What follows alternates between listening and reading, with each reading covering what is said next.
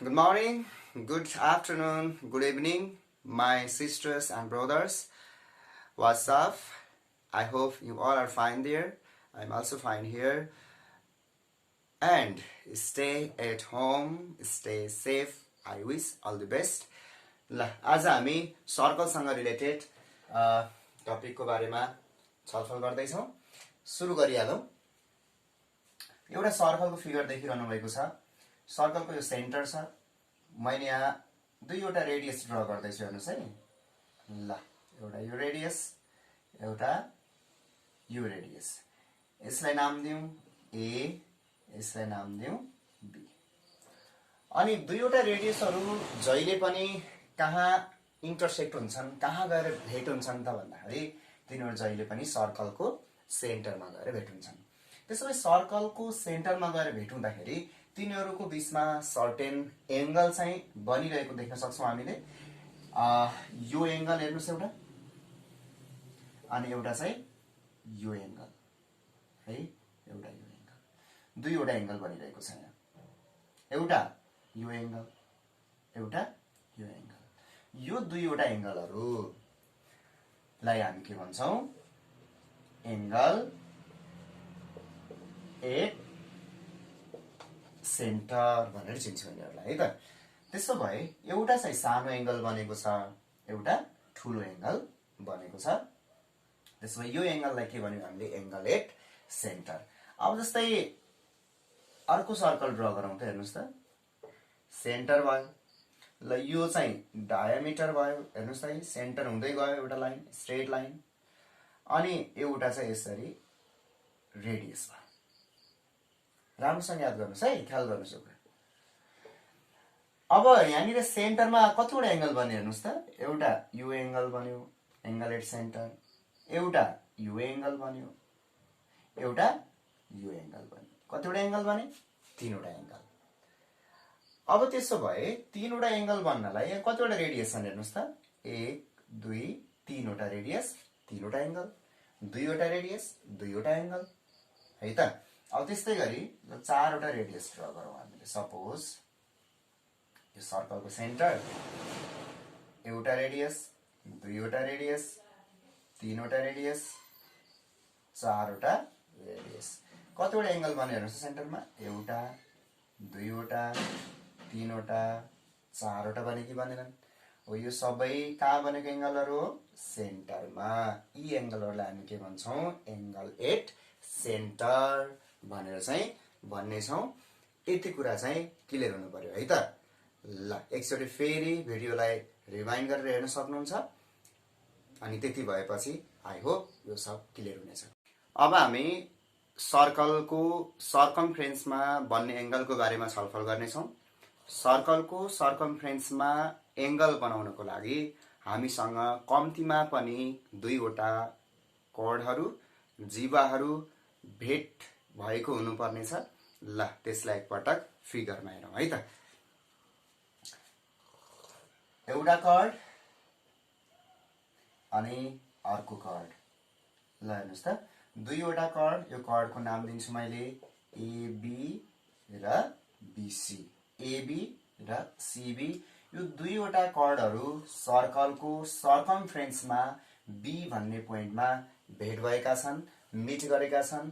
त्यसो भए यहाँनिर एउटा एंगल बन्यो, हेर्नुहोस् त। हो, यो एंगललाई हामी के भन्छौँ त भन्दाखेरि एंगल एट सर्कमफेरेन्स भनेर चिन्छौँ, अथवा यसलाई अर्को टर्मको अथवा अर्को रूपमा यसलाई चिन्दाखेरि इन्स्क्राइब्ड एंगल भनेर पनि चिन्नेछौँ। नेपालीमा यसलाई परिधि कोण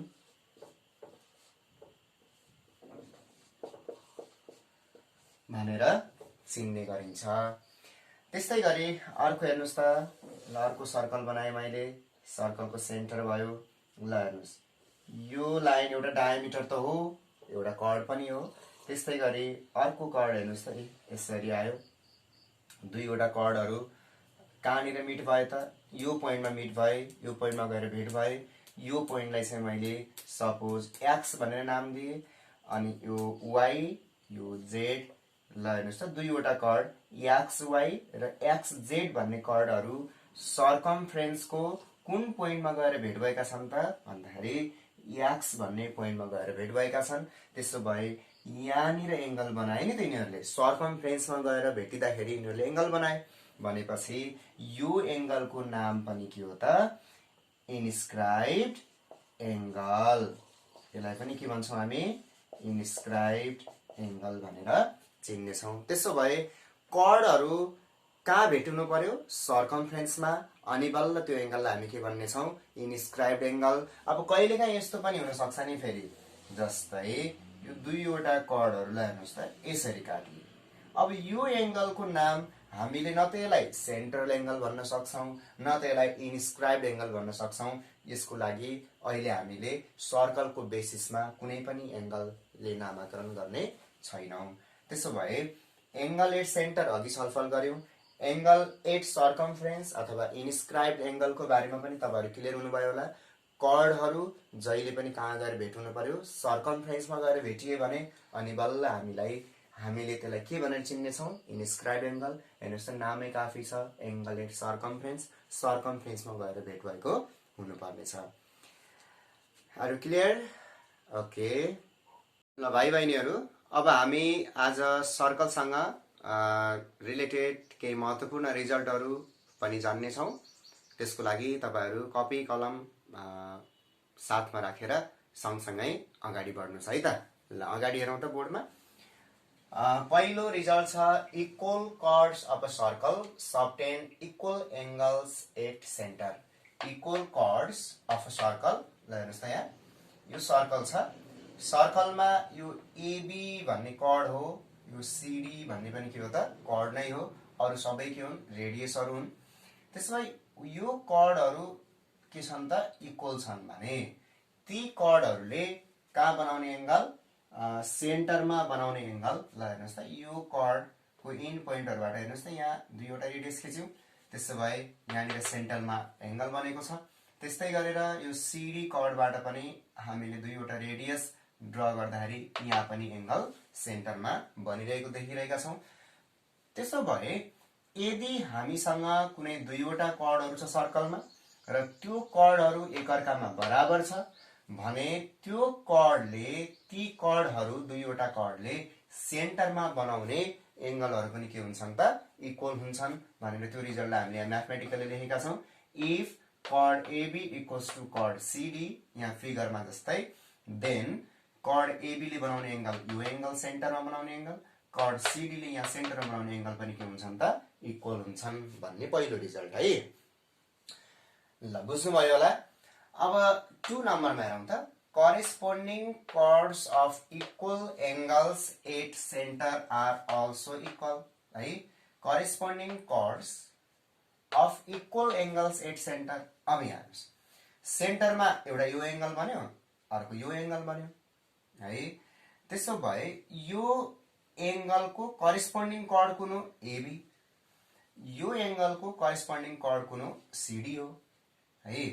त्यसो भए यदि यो दुईवटा एङ्गलहरू बराबर रहेछन् भने बराबर छन् भने ल हेर्नुहोस् त यहाँ यदि AOB this angle and COD this angle, these two angles are equal to each other, then यदि सेन्टरका एङ्गल यी दुईटा एङ्गलहरू बराबर छन् भने यिनीहरूको जुन सम्बन्धित कर्ड छ एबी र सिडी तिनीहरू पनि बराबर हुनुपर्छ भन्ने यो रिजल्टको कन्क्लुजन यो स्टेटमेन्टको कन्क्लुजन हो। ल त्यसो भए यो दुईवटा रिजल्टहरू तपाईँहरूले राम्रोसँग बुझ्नुभयो होला है। थर्ड नम्बरमा रहेको छ equal arcs subtend equal angles at centre. ल यो स्टेटमेन्टलाई राम्रोसँग ख्याल राख्नु होला। Equal arcs subtend equal angles at centre भनेको छ। अब यसलाई यहाँ फिगरबाट हेर्नुहोस् त सर्कल भयो एउटा है, यो एउटा सर्कल यसको सेन्टर छ। ल हेर्नुहोस् है इक्वल आर्क्स भनेपछि दुईवटा आर्क लैजाउँ। ल हेर्नुहोस् यो एबी नाम गरेको एउटा आर्क, त्यस्तै गरी यहाँबाट यसरी काट्यौँ भने यो सिडी भन्ने एउटा आर्क हेर्नुहोस् है, यति आर्क चाहिँ सिडी हो, यति आर्क चाहिँ के हो त एबी। यो आर्क एबीले सेन्टर ल यो दुईवटा आर्कहरू के छन् एकअर्कामा बराबर छन् हेर्नुहोस् है, यो दुईवटा आर्कहरू एकअर्कामा के छन् त बराबर छन्। भन्नुको अर्थ यहाँबाट जति लम्बाइ छ यहाँदेखि यहाँसम्म पनि त्यति नै लम्बाइ छ भने यी आर्कहरूले ल हेर्नुहोस् त यसरी यहाँ सेन्टरमा बनाउने एङ्गल, त्यस्तै गरी यो र यो आर्क मिलेर सेन्टरमा बन्ने एङ्गल जुन छ ती एङ्गलहरू के हुन्छन् त एकअर्कामा बराबर हुन्छन् भन्ने यसको स्टेटमेन्ट हो। यहाँ हेर्नु होला ल यो दुईवटा आर्कहरू के छन् अरे बराबर, यो सेन्टर ओ हो हेर्नुहोस् है। त्यसो भए इफ आर्क हेर्नुहोस् है, यति मात्र लेख्यो भने कर्ड हुन सक्छ, लाइन हुन सक्छ। त्यसो भए यहाँ माथि यस्तो घुमेको हामीले कर्व लगाइदिउँ भने यो चाहिँ आर्क भनेर पढिन्छ यसलाई, arc AB. If arc AB equals to arc CD, यदि आर्क एबी र आर्क सिडी बराबर छन् भने देन आर्क एबीले सेन्टरमा बनाउने एङ्गल कुन हो हेर्नुहोस् त AOB, angle AOB must be equals to angle at centre found by the arc CD. Arc सिडीले सेन्टर बनाउने एङ्गल कुन हो एङ्गल सिओडी हो। यो रिजल्ट पनि हामीले जान्नुपर्ने। बुझ्नुभयो होला यहाँसम्म, दुईवटा आर्क बराबर भएपछि तिनीहरूले सेन्टर बनाउने एङ्गल पनि बराबर हुन्छ। अब यसैको रिभर्समा हेर्नुहोस् त vice versa statement, corresponding arcs of equal central angles are also equal, that is ल यो सर्कल भयो है, यो सेन्टर भयो। अब यहाँ के भन्यो भन्दाखेरि इक्वल सेन्ट्रल एङ्गल्स ल हेर्नुहोस् है त ओ ए बी, ल हेर्नुहोस् यो सेन्टरको एङ्गल र अर्को कुनै सेन्टरमा एङ्गल बनाउनु त ल हेर्नुहोस् यो एङ्गल सिडी। अघि आर्कहरू बराबर थिए, अहिले चाहिँ यदि हामीसँग यो दुईवटा एङ्गलहरू बराबर छ भने इफ एङ्गल एओबी, ल हेर्नुहोस् त यो एङ्गलको नाम के एओबी अनि यो एङ्गलको नाम के COD. If these two angles at centre are equal then हामीले के लेख्न सक्छौँ त भन्दाखेरि यो हेर्नुहोस् त यो जुन सेन्टर एङ्गल छ त्यसको करेस्पोन्डिङ आर्क कुन हो यो एबी आर्क हो कि होइन हो। त्यसो भए यो आर्क र यो एङ्गलको अथवा यो एङ्गलको करेस्पोन्डिङ आर्क कुन हो यो आर्क हो, हेर्नुहोस् त सिडी आर्क हो। त्यो दुईवटा आर्कहरू के हुनुपर्छ त बराबर हुनुपर्छ भन्ने यो दुईवटा स्टेटमेन्टहरू पनि क्लियरली बुझ्नुभयो होला। नम्बरको रिजल्ट रहेको छ the corresponding arcs of equal chords are equal. यसलाई फिगरबाट हेरौँ, सर्कल भयो हेर्नुहोस् है, सर्कल भयो, सर्कलको यो सेन्टर भयो। The corresponding arcs of equal curds एउटा यो कर्ड भयो,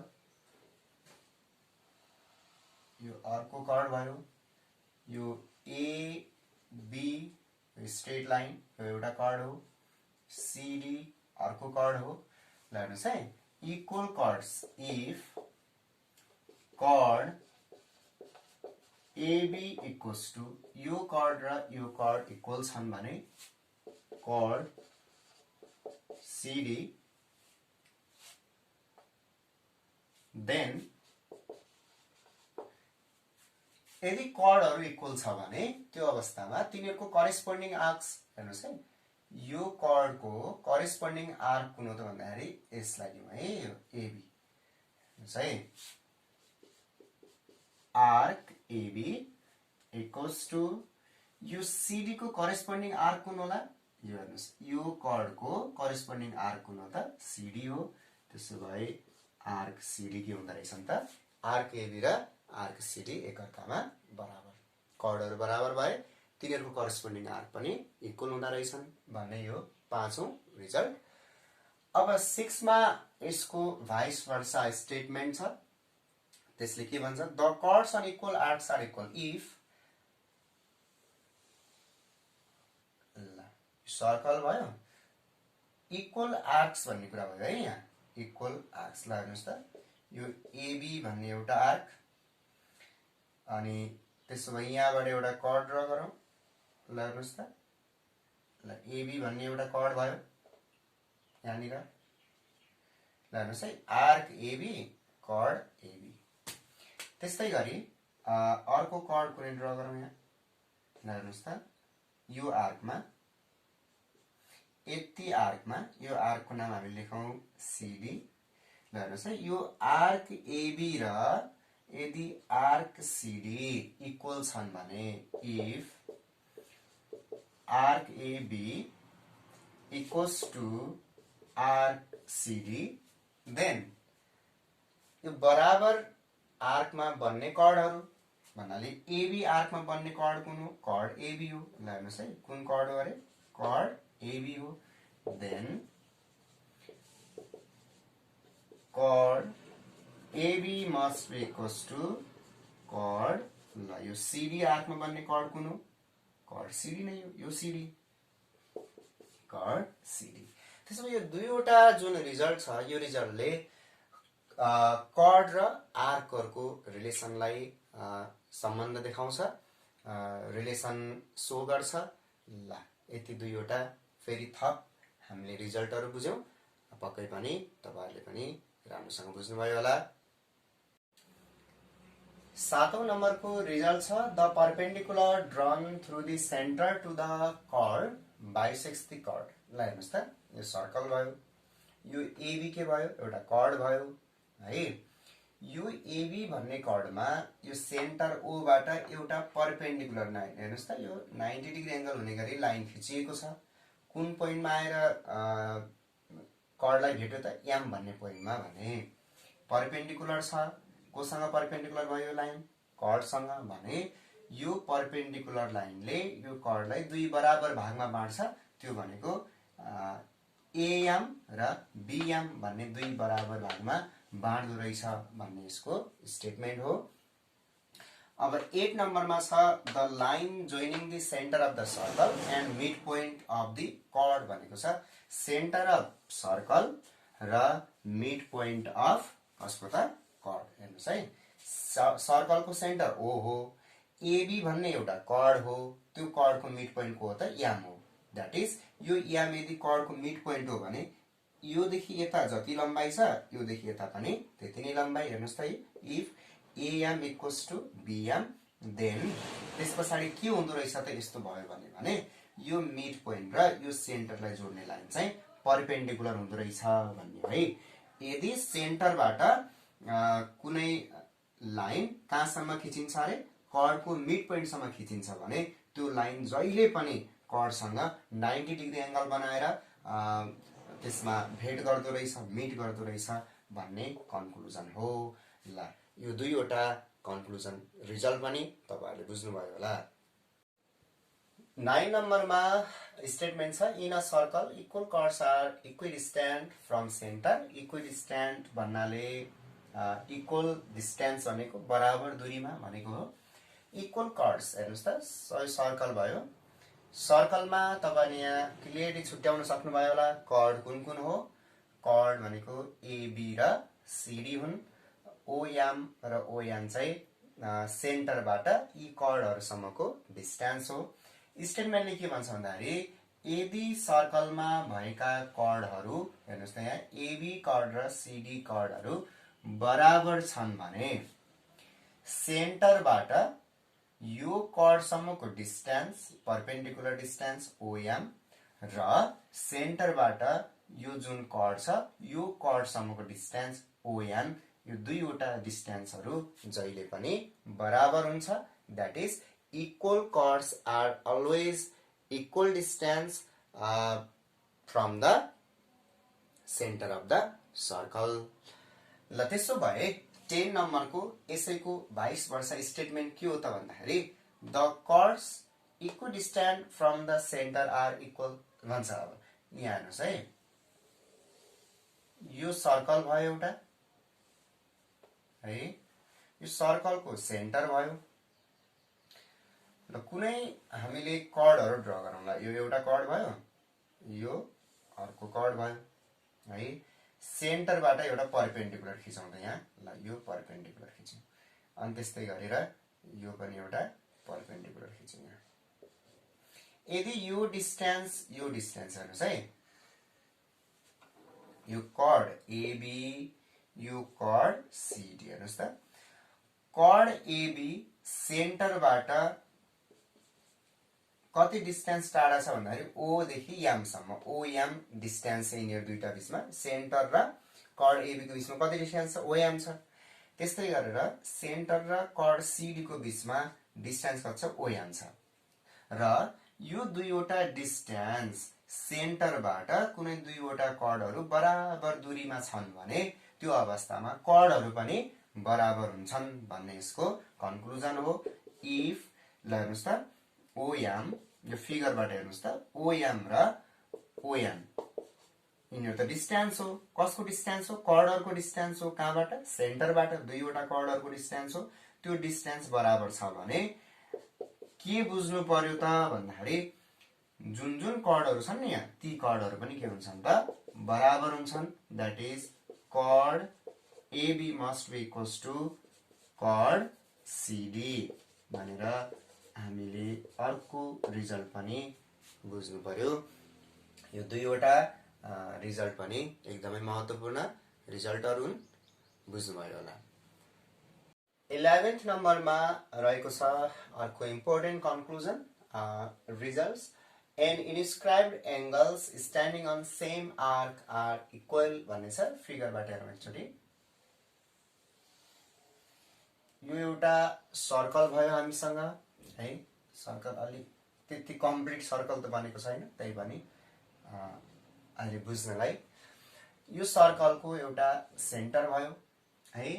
अनि के भनेको छ यहाँ भन्दाखेरि इन्स्क्राइब्ड एंगल्स भन्छ है। इन्स्क्राइब्ड एंगल्स बनाउनलाई त हामीसँग दुईवटा कर्डहरू चाहियो, ल एउटा ए बी भन्ने कर्ड भयो।